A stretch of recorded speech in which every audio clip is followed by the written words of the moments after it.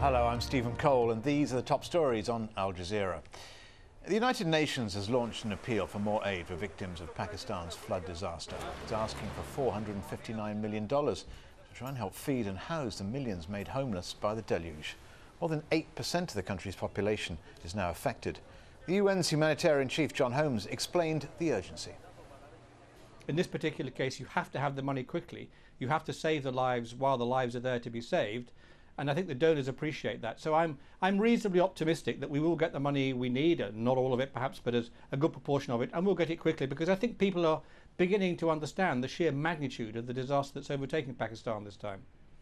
In China, flood-induced landslides have left over 1,000 people dead, many of them buried alive in their homes.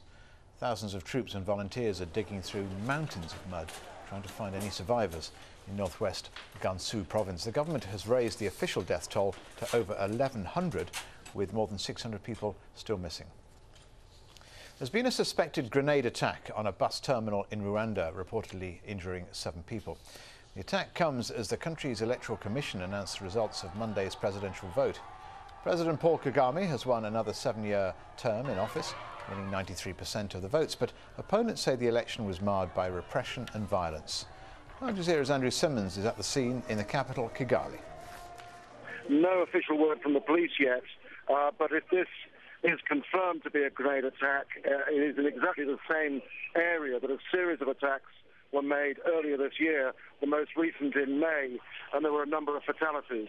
It does appear to be linked to the election because all of those attacks were regarded as political, and the theory behind them was that military dissidents had been involved.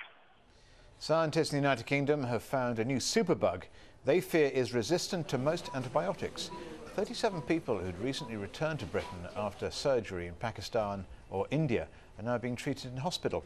The bacteria can cause life-threatening pneumonia and urinary tract infections. Don't forget you can watch Al Jazeera online. Go to our website, aljazeera.net/English, and click on the Watch Now icon. Those are the top stories in Al Jazeera. I'm Stephen Cole. Goodbye to you.